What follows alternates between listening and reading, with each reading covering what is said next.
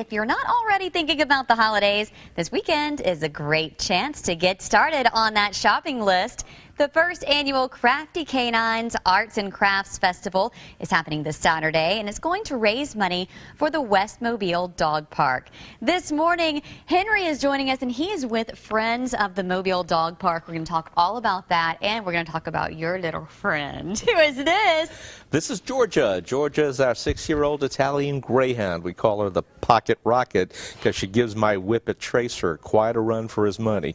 And Georgia has made a few appearances here on Studio 10, and she is back. She loves TV time. Yes, she does. Now, Georgia, I'm sure, is going to be there this weekend. A big event going on, we mentioned, at the dog park. It's the first annual Krafty Kanines Arts and Crafts Festival fundraiser. There's going to be so much going on. We mentioned a lot of shopping. So let's talk about that. Well, there are going to be 30 tables or booths that craftspeople will be showing their wares at, which means there's a tremendous variety to choose from of all kinds of arts and crafts items. These are all people that follow the Port City Craftsmen, who were kind enough to invite us to co-sponsor this event with them at our dog park site. And, of course, we'll have more opportunities to raise funds by the sale of hats. We have new hats going to be exhibited. We've got T-shirts and pavers. Okay. That commemorates other people's animals over time. Yes. Finally, we're having entertainment. Harrison McInnes will be performing from 12 to 2, and Greg Fells will be performing from 2 to 4. Oh, great. And, of course, great food furnished by Mama's Mojo. Their food's so good, at our grand opening, they actually ran out of food, and they promised not to do that again this time. Gonna have plenty of food. So a lot of options as far as shopping, also those commemorative bricks. Let's talk a little bit about those because these are great. It's a great way to help the dog park, make sure that it continues to stay in operation. So little guys and gals like Georgia will have a place to run and play. And also, it's a great way to memorialize those furry members of your family. So how can we get those bricks?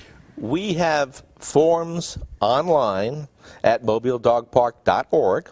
We will have forms there and a table where people who want to commemorate their favorite pet of their past or their present, like we did with our late Sage, our Weimaraner.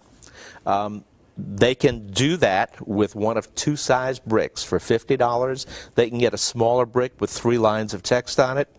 With a $150 contribution, they can get a larger brick which includes a picture engraved of the kind of pet they're commemorating. And they're beautiful, and they're all over the dog park. Yes, we keep adding them as orders come in.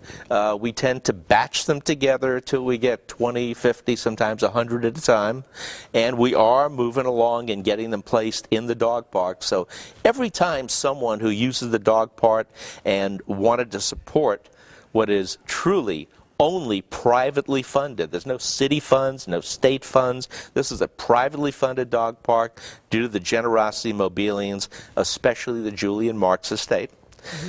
They are helping us make sure we can maintain this. In fact, we've had incredible contributions from unforeseen sources. Jubilee Landscaping is now maintaining the inside and the outside of the dog park at our request. That's so nice. And they've contributed a big portion of the true value and cost of their services as a contribution to the Friends of Mobile Dog Park. That is so nice. If you haven't been, this Saturday is the day to go. And, of course, doggies welcome. Doggies are always welcome at the Mobile Dog Park. Saturday, 9 to 4. All of the information is on our website. Thank you so much for being here. Thank you, Cherish. And Georgia, thanks you. Still.